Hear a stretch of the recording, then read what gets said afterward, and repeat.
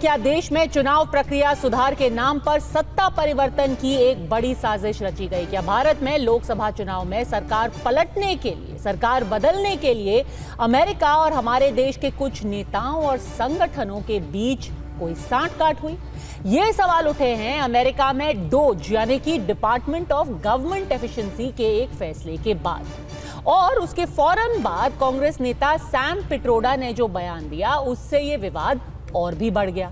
तो कैसे शुरू हुई ये पूरी विवाद, ये हम आपको पहले बताते हैं। डोज यानी कि department of government efficiency America का एक ऐसा संगठन है जिसको ये काम दिया गया है कि अमेरिकी पैसा किन चीजों में लग रहा है उसका लेखा जोखा रखे, और अगर कहीं पर बेफिजूल से वो पैसा खर्च किया जा रहा है तो उसमें कटौती करे।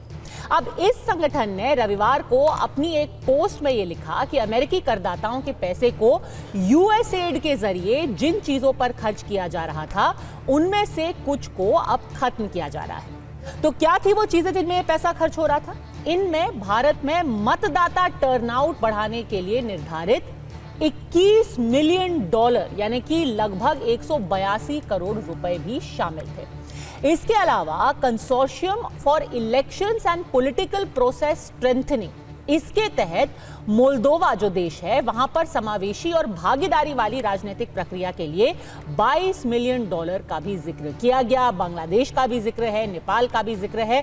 अब बीजेपी ये पूछ रही है कि 2012 में ये पैसा किसको दिया जा रहा था, क्यों दिया जा रहा था, भारत में ये पैसा ले कौन रहा था? क्या ये एक पूरी साजिश थी जिसके जरिए मोदी सरकार को सत्ता में आने से रोका जाए, कि उनके खिलाफ एक ऐसा नैरेटिव गढ़ा जाए जिससे कभी भी भारतीय जनता पार्टी सरकार में ना आ सके?